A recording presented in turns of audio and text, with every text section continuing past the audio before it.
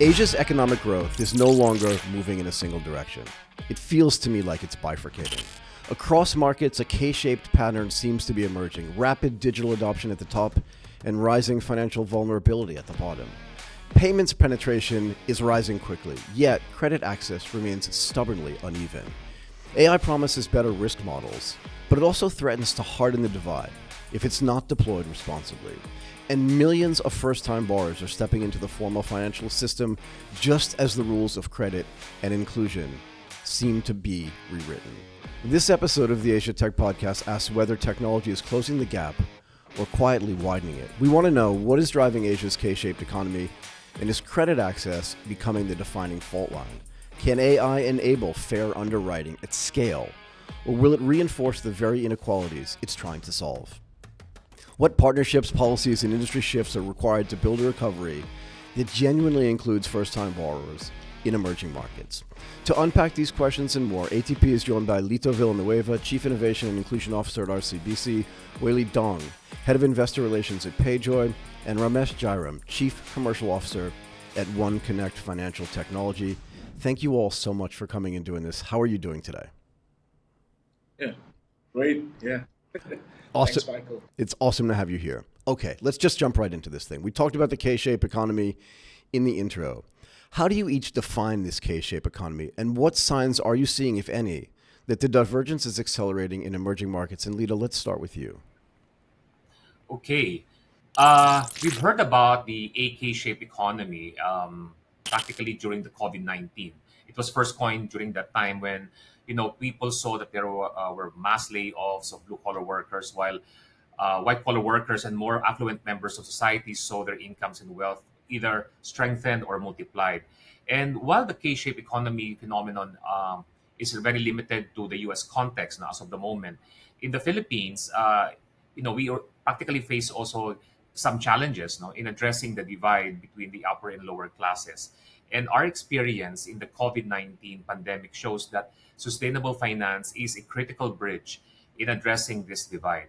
And those who have the significant and relevant financial tools can really protect their wealth and income and also grow with them. So I think this has been, in a nutshell, how we define K-shaped economy in the context in the Philippines. We are talking about increasing income inequalities. And like you mentioned, Sir Lito, it is definitely caused by pandemic and because of the hyperinflation as well as the wage stagnation.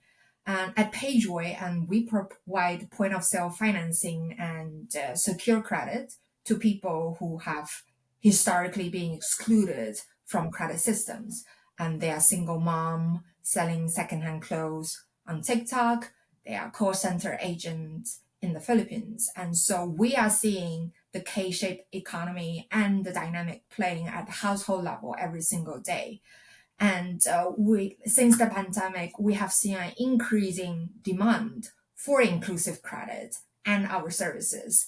And so to answer Michael's question, and the sign tells us that we have an increasing population that used to be in the middle and not now dropped down to the lower leg of the K. And there's an increasing percentage of the population that need access to credit. I think when we talk about the K economy, what we really need to understand is, where the divide is. I think it's really around digital versus the informal divide, right? So how do we, how does tech come into play, right? So tech-enabled firms, fintechs, and e-commerce are booming, really. And then we also have to consider informal workers, right, and micro enterprises, right, who are today lacking digital access and are left behind. So how do we fit in? That's where One Connect comes in, right, with our technology, right? And what's really interesting, a market like Philippines, I believe, Lito, is also about urban versus rural disparities, right? I think the urban centers really rebound faster due to infrastructure, access to capital and jobs. But rural areas really do face a slower, I would say, limited service, offered to them, and that results in fewer investments as well, right? So that's really how I see it, and how One Connect comes in, right, to actually bridge that gap, and that's where our technology comes into play, right? Whether it is serving the underbanked or serving the underserved rich, as we call it, right? So across all income groups, as I'd like to say, right? Lito, do you want to comment at all on this urban versus rural, particularly in the Philippines? If you're seeing it anywhere else, that would be great too. But I think that this is an interesting thing to follow up on. Yes, I mean, especially in the Philippines, we have what we call that geographically isolated and disadvantaged areas. And in the Philippines, for RCBC, we have this digital product, which is the first in the Philippines. We call it the last mile community-based financial services, where we have deployed POS machines or terminals that is being run by merchant partners that are practically part of the MSME sector. Now we have covered 100% of provinces, 100% of cities, and 95% of municipalities. And in this particular case, that rural urban divide is being addressed by this intervention, by way of providing that digital infrastructure, especially in, of course, we are archipelagic country with 7,285 islands. And imagine the digital infrastructure requirement is still a challenge for most of those communities. So, but in our case, what we have provided is that digital intervention. And now we've seen that 60% of our customers using that ATM Go terminals are practically non-RCBC customers, because we also champion interoperability, allowing even the Premier State Bank of the Philippines, who practically provides those cash cards, no, by the national government's conditional cash transfer program, to be disbursed through our terminals.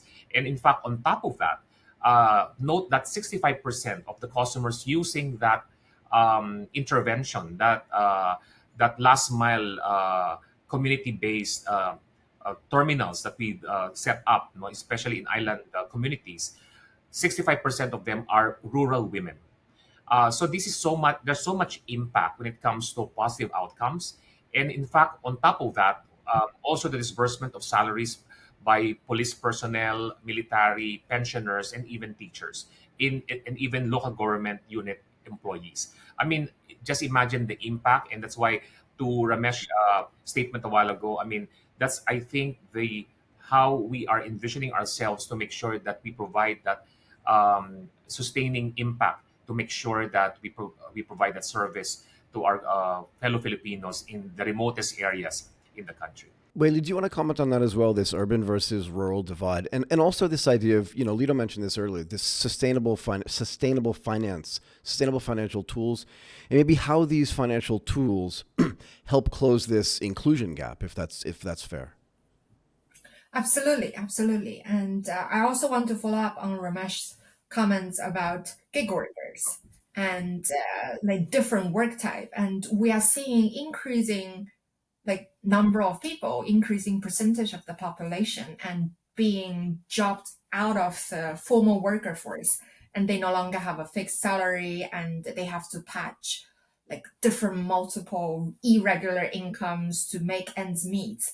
And that's a huge reality for a lot of people, including 59% of PageRate customers. So for them, and because they lack of regular income, they have been excluded from a lot of the financial services that traditional providers do provide. And that's where PageRate comes in, and PageRate provide that financing solution for a lot of them. I will make this with a real life example. And so a dad who walked into a phone store because he hyperinflation, no pay rise, and he can no longer afford to pay his son's tuition, and and he wants to take up a nighttime delivery job to bring extra income to the family. But unfortunately, he cannot afford a phone, and afford a phone, like both of you have mentioned, is an infrastructure, is how you connect to the digital world and how you take up those extra jobs and make extra income to make ends meet. And but unfortunately, no other credit provider is able to help him to get the phone. That's when PageRate step in. We help him to get the phone that he needs to make the extra income to pull his family upward. And so that's an example of PageRate. And we see those playing out every single day across different parts of the world. Yeah, this idea of like not it's weird for those of us that are privileged enough to have a phone and not to have to worry about having that phone and to understand what the impact is on us, even financially. Like I think about when I do my job, I could not do my job without my phone. So much of my communication is there, payments are there, everything that I do is on my phone. And it's a really important aspect of our lives that just 10 years ago or 15 years ago wouldn't have mattered as much. And this is, I guess, part of this sustainable finance infrastructure that Lito was talking about. Ramesh, what do you think? I think so. I mean, just that whole example of the mobile phone, right? I mean, it would be okay if you left your wallet behind, you drive back for your wallet, but not your phone. I mean, I mean the phone is maybe the other way around, right? You need your phone, but you don't need your wallet, to put it in simple terms, right? I think that's where it is. So that's how much we rely on our phones today for the day to day. It's not only about communication; it's about how we live our lives, right? One important point to what Weili was saying just now, what we do at One Connect, to really enable people to be financed, as we call it, we allow for alternate data credit scoring. Yeah, I mean, so not just traditional forms of data, right? So we use payments, maybe your bills, your telcos, or e-commerce data to assess credit worthiness, right? That can really build up to what sort of credit risk we are looking at. So I think we need to get more into that. It could be your lifestyle behavior. It could be your driving, whatever it is, right? How many times you wash your car, right? What kind of person you are. But really collecting alternate data streams and using customer behavior, right, as a gauge. Right? That actually allows us to, give out loans a lot easier. And then we leverage on our digital lending platforms, right? So that will allow us to automate and scale loans, right? Loan origination for faster, lower cost disbursements, as they call it, to the underserved. I think that's where we come in, and that's where we help, right? As to what Lito was saying, as to what Weili was saying in terms of our target markets, the unbanked, that's where our technology helps to work with our partners, right? Different level. I think that's what we're really trying to do for the community and globally as well. But just to further amplify what Ramesh said, no, and also to your point, Michael, I mean, the smartphone device has become, everyone's ubiquitous gadget, right? So, and especially in the Philippines, now that we have introduced Google Pay last November 18, payments tokenization has become the in thing to making sure that, practically you can eliminate the use of physical plastics in your physical wallet and just have your smartphone as your everyday companion, right? But even beyond that one, I mean, your phone has become your trading partner, your your secret, whatever, right?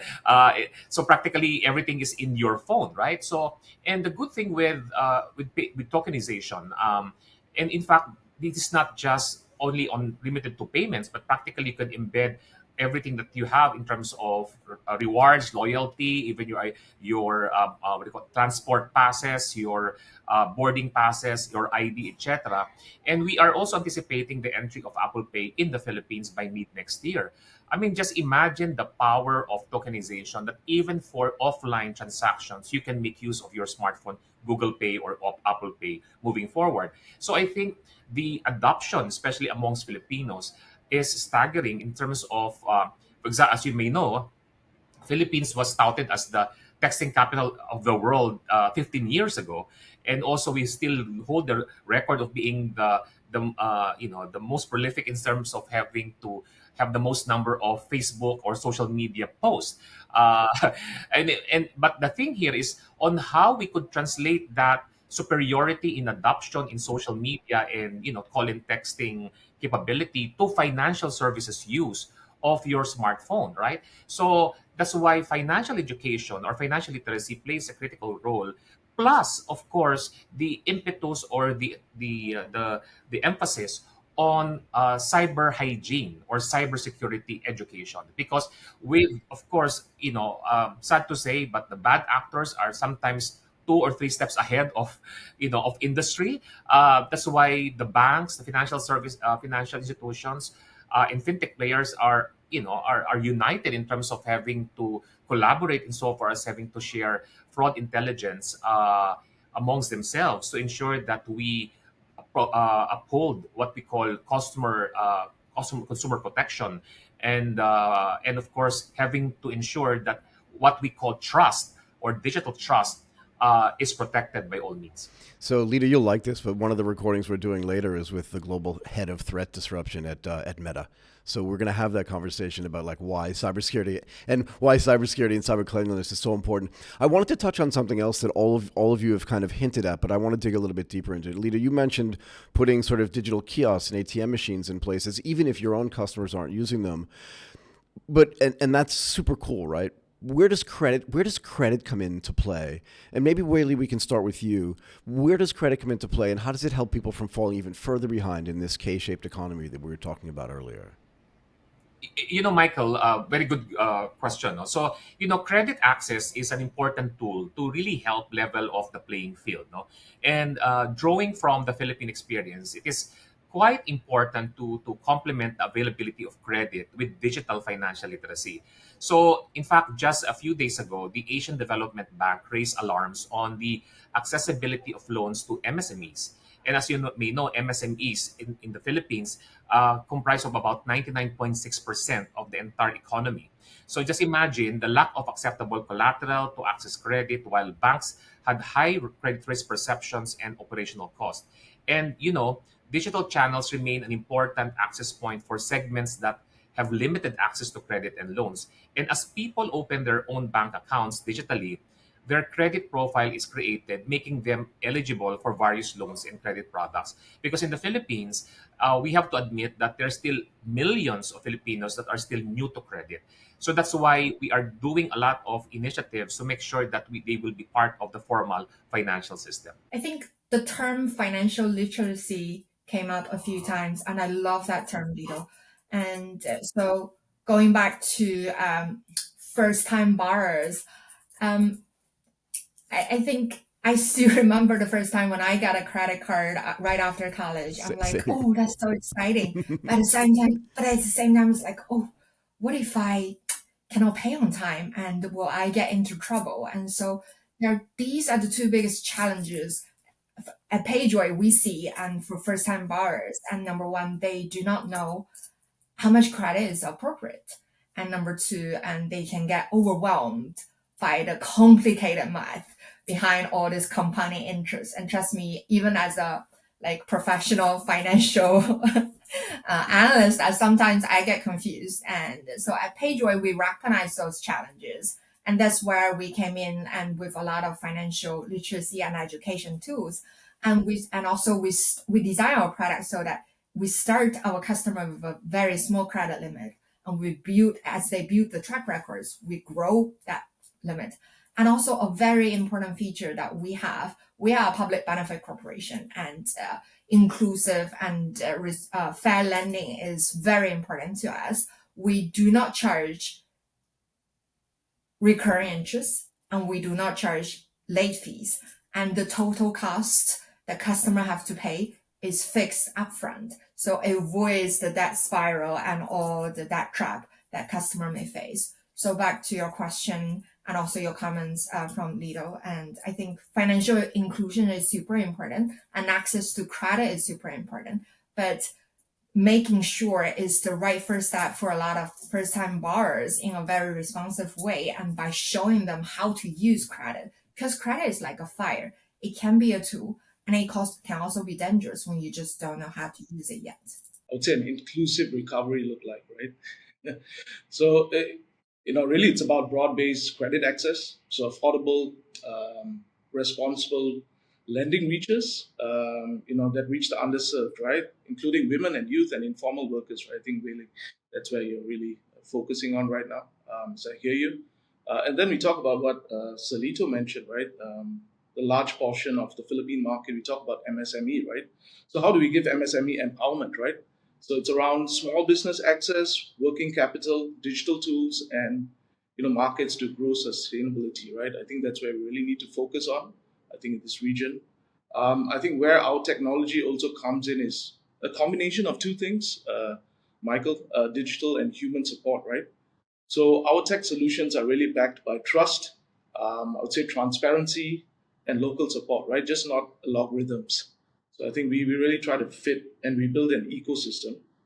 That's where we are coming from One Connect, right? I mean, we have an insurance company, we have a bank, and we're really sharing that experience, that technology with the rest of the world, right? And what do we want to achieve, right? Going back to the K economy, the diversity there, right? It's really closing the wealth gap, right? Then finance becomes actually a tool to reduce, not widen inequality, right? So that's how we see it.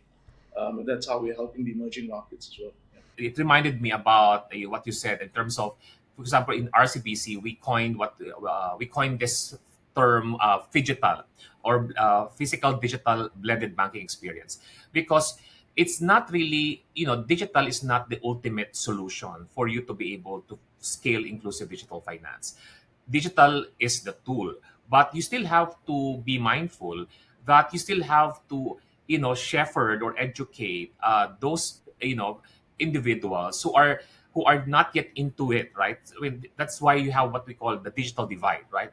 And the education disparity, right?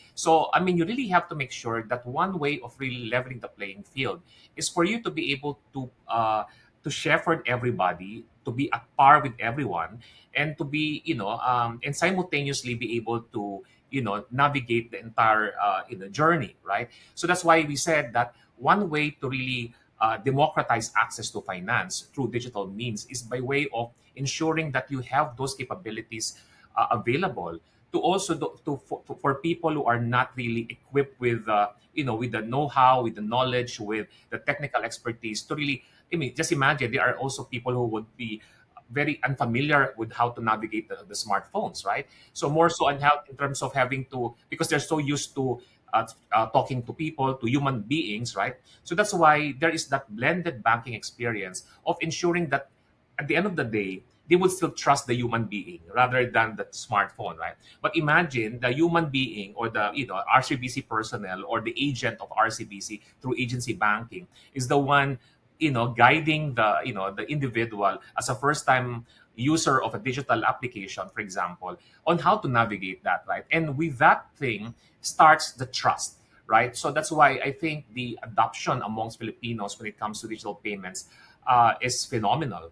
And what we've seen thus far is that post COVID, we've seen the sustained exponential growth of digital payments adoption. So I think that is one way to that RCBC was able to successfully rolled out. And I think, in fact, when we first launched the digital lending platform of RCBC 2 years ago, now the total unsecured loan portfolio of the entire bank through digital means is now at 63% in 2 years' time. So just imagine the exponential power that digital platforms could provide the bank in terms of speed, in terms of convenience amongst customers, and ultimately the revenues generated out of that, plus the cost savings without you having to do it manually, right? And that's why I think we've seen the KPI, the fulfillment of all of our KPIs in a matter of what, 6 months ahead of our budget schedule. Weili, I want to follow up with you on this if you don't mind. It's a little bit of a complex question, but you mentioned this idea of financial inclusion and financial literacy, which I think is really important too, as well. But you also mentioned lending responsibly, where like you don't charge over fees and stuff like that. And as long as that digital lending is done responsibly, it should be an enhancer actually, or an enabler and an accelerator of these MSMEs that we've been talking about for this entire show. Do you have any examples maybe that you can share with us, whether it's in the Philippines or anywhere else in the world, where someone has finally had access to credit and their business grows and then they need more credit actually to make it grow even more, if that makes sense? Oh, absolutely. Absolutely. A lot of our customers, they bought the first phone and afterwards they buy a second or third phone. By the way, 30%. We talk about the importance of a phone. I admit here, I cannot live without my phone for like 15 minutes. I start panicking. I can't pay for anything without my phone. I don't know if I'm panicking or not, but I can't pay for anything without it. Go ahead. But in reality, 30% of our customers, they bought their very first smartphone with PayJoy. And I give you a real life example.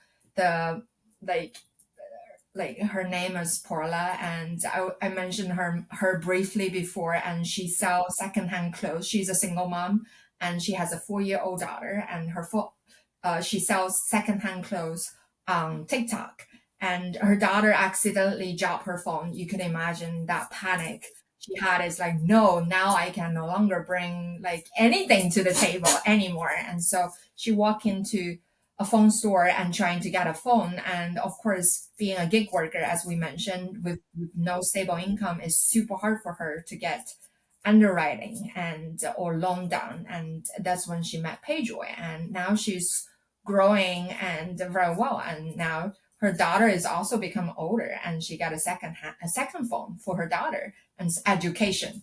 And so that's just beautiful. I just want to add to that because there's also one of so many success stories about enabling MSMEs using digital platforms. For example, for our ATM, RCBC ATM Go, in a matter of 1.5 years from the time that she ventured into being an agent of RCBC for ATM Go, she declared that after practically 18 months from the time that she started the business with us, she became a millionaire. Starting from 30,000 capital, she became now a millionaire, and she's now the queen in the, well, quote unquote, because she's now the one serving her community. Because in her community, there's no single ATM, there's no single bank, there's no single payment service provider except her being the RCBC ATM Go agent. So imagine that the social she's been saying it's not all about money, all about income or revenues, but the impact that she created amongst her neighbors within the community.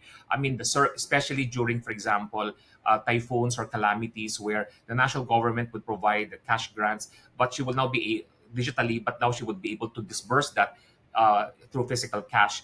And that alone is something, right? Because it goes beyond revenues, it goes beyond money, it goes beyond profit, because the social impact is again priceless. We talked a little bit before again about credit and how important it is. We've basically spent the last 10 or 15 minutes doing that, right?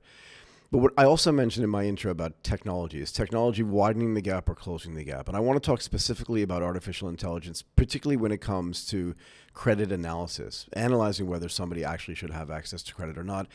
And to be fair, Ramesh mentioned alternative data. I think this is a new but a growing aspect of how credit is provided, right? Because if you don't have a full-time job, right? If you're outside of the formal economy, if you're in an MSME, like all these things are different data than you would use to provide credit to a much larger MNC. So how does AI fit in anywhere here, and who wants to take that first? Alisa, let me give the overview, and then I'll create the the sort of the points for you guys to come in, right? So AI, I mean, how we see it is, in a nutshell, AI is a catalyst for fairer credit access. Then going back to the point of alternate data use, right? AI can actually analyze telco, e-wallet, utility, e-commerce data to underwrite, right?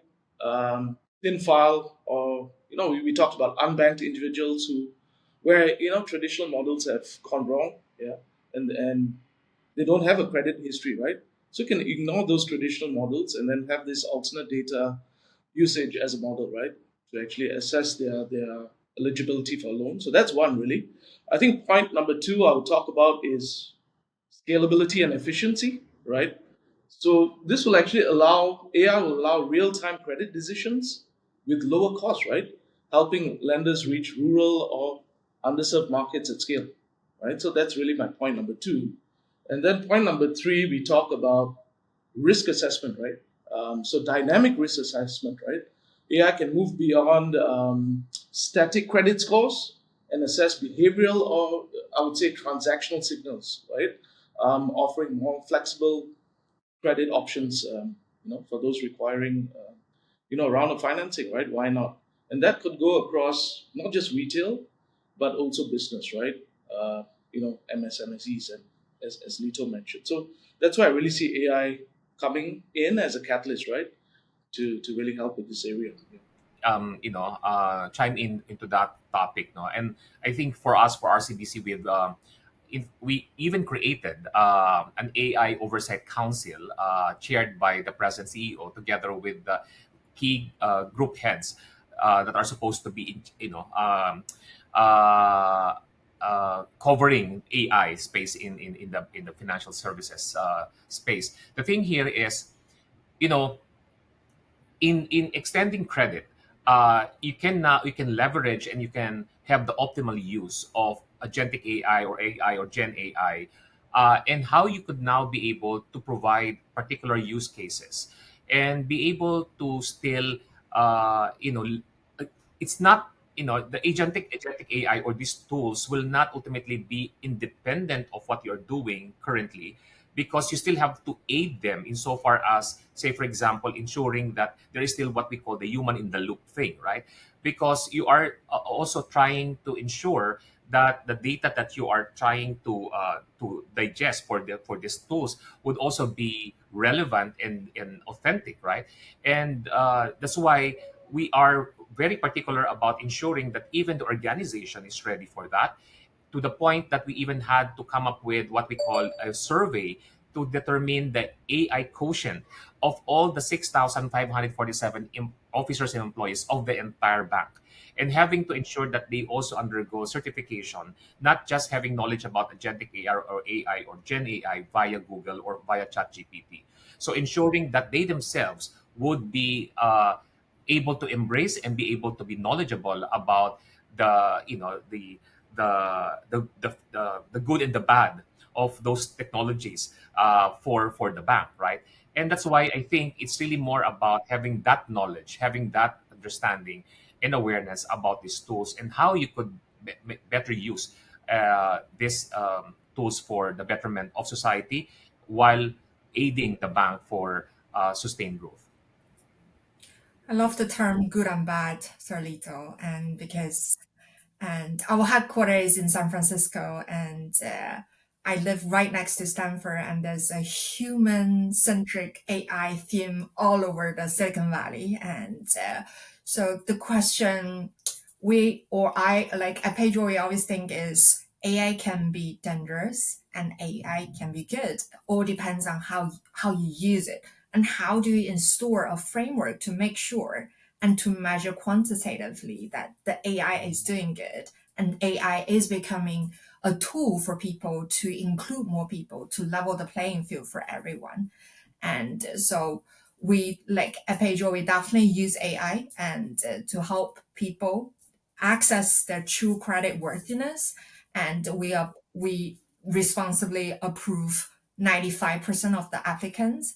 And at the same time, we also track how having access to credit mean to them and like are they becoming better and financially and are they becoming more financially secured and we conduct survey on a regular basis and an overwhelming majority of our customers strongly agree that PayJoy improved their financial well-being. So I think it's very important for us to use AI in a very responsive way and also like share best practices amongst different players in the ecosystem to make sure because AI could be very like dangerous if we don't use it correctly.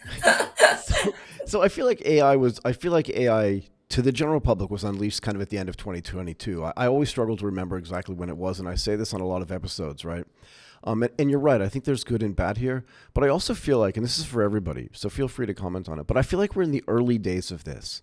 I mean, OpenAI and ChatGPT, along with Anthropic and all these other things, have really only been around for a very, very short period of time, but seem to be having a huge impact. And I did a whole episode a week or so ago about, are we in a testing and an experimenting phase right now, or are we in an implementation phase? And I feel like we're just beginning this implementation of artificial intelligence in real business use cases at scale. And I'm wondering like what types of things we do need to be careful of, because you mentioned it can be good or bad, so that it actually is used responsibly as opposed to irresponsibly. So it becomes a good thing, not a bad thing. Who wants to start? So maybe I'll start with that, though, Michael, because I think to your point, what as what we know of right now of AI, Gen AI, Open AI, Agentic AI, I would say, we are still in the discovery phase, right? But in the discovery phase, you could actually now be able to, or maybe this, as I've said, the tip of the iceberg, because there's so much there, so much out there that we have yet to uncover, to unearth, because there's so much wonders that AI, Gen AI agentic AI could provide us, right? But the thing here is that being able to be first mover to make sure that you embrace it at the onset and be able to identify use cases that would benefit your organization. For example, in RCBC, what we've done thus far is having to leverage on this technology and be able to identify which use cases we could actually make use of in terms of leveraging that technology. But again, to my point earlier, that is more of the good and the bad, right? Because with AI technology, and of course, you're not even talking of quantum computing yet. The cybersecurity, the deepfakes, the social engineering. I mean, and if even the typical customer who's not knowledgeable about these types of technologies would not be in the position or not be aware of how to determine what's true and not, right? What's deepfake and not, right? So in terms of having to ensure that while you are leveraging agentic AI for your customers, you also have to ensure that you are also guiding them in terms of protecting their interests to make sure that they will not succumb to those pitfalls of agentic AI, of being victims of phishing and all of these cyber crimes, right? But the thing here is that, to your point as well, Michael, that's why this is the time by which organizations would have to be advanced in terms of having to embrace and understand more about agentic AI, because in AI it's all about it means agentic AI or artificial intelligence means all in. It's whether you like it or else. Because if you don't want to embrace it, then you are doomed to fail. I just want to clarify, Pedro, we are absolutely embracing AI. And my point earlier was just we need to set up, or we have set up a set of framework to make sure that we measure the impact we by AI is having on our customers. Great. Okay. Look, I'm going to leave you all with one last question, and let's go around the horn. I'll start with Ramesh. What does at the beginning of this, we said that we're existing in a K-shaped economy, right? So it's bifurcating a little bit. What does a more inclusive recovery look like to you, and what role should all of you play in your specific places? Yeah, I think from my role, I'm as a technology solution provider, an ecosystem provider, right? And that's really where we are coming from, right? From a value proposition perspective, right? And that's across various verticals, right? I think where we can really help is our experience in terms of, I guess, running a huge bank, both actually a couple of banks, right? Conventional and digital. Share those experiences where AI comes into play, right? And then I would say really giving fairness, right? In terms of how we use AI across the different demographics, right? So we talk about explainable AI, right? Ensure credit decisions are understandable to regulators and consumers. And we actually want to build an all-inclusive, I would say, design, right? Build models that include diverse data sources and customer segments to avoid systematic exclusion, right? I think that's where we come in. From the Ping An side, if I really want to touch on AI, I have this term which I'd like to share, right? It's about nutrition. So we have been building AI since 2015, actually, right? So ahead of all these transformer architectures, right? And it's really around if you have a smart baby, right? It's all about what you feed it, right? So I mean, what are we actually feeding our AI engines, right? So is it real good data? Is it garbage in, garbage out, right? So I think that's another angle to really look at, right? As Sir Lito said, we are in a discovery stage. I believe so as well on the AI perspective. But I guess how to use it in the best way and the most ethical way is what we are looking at, right? And that's where we build our technology in terms of fundamentals, right? Thank you for the question, Michael. And so for me, a truly inclusive recovery is one where people, regardless of their background, whether they are a mother who are also a micro entrepreneur or gig workers juggling multiple jobs to make ends meet, they all have a real chance to move upward. And so PageJoy has been around for 10 years, and we've learned that such any progress, and especially in the like impact world, and can only happen through partnership at every layer. And so similar to buy now pay later models, and we partner with over 30,000 retail stores and such as Walmart to provide the consumer credit at the point of sales. And we also collaborate with most major smartphone companies, including Xiaomi, Oppo, and Transsion, to embed our security technology at the firmware level. So, and of course, none of this is possible without long-term capital that really believe in our mission. And we are very fortunate to have investors like T. Rowe Price and Newberger to support our mission. And so if we think about a more inclusive recovery, we need everyone, fintech, large institutions, and incumbent, and everyone in this ecosystem to work together to unlock a more inclusive recovery and future for everyone. Lito, I'll give you the last word. Yes, for me, for RCBC, inclusive recovery means financial inclusion, but financial inclusion evolving to becoming sustainable inclusion, which would redound to being practically towards financial health. Because right now, we've been talking about financial inclusion or inclusive recovery, etc. But we've been talking about that for the past 15, 20 years, but it has transitioned to become sustainable inclusion, but now eventually coming to the topic about financial health, because it's not only about having to have access to financial services, but also ensuring that resilience amongst those people who are supposed to be covered by sustainable inclusion would have to be able to sustain that over time, regardless whether they are met with calamities, with disasters, and will be able to sustain those dangers or sustain those threats. And this thing as well has become our advocacy, together with no less than Her Majesty Queen Maxima of the Netherlands, who happens to be the United Nations Secretary General Special Advocate for Financial Health. So this has been also not only a drive towards financial health in the Philippines, but across borders, across markets, together with no less than Her Majesty Queen Maxima.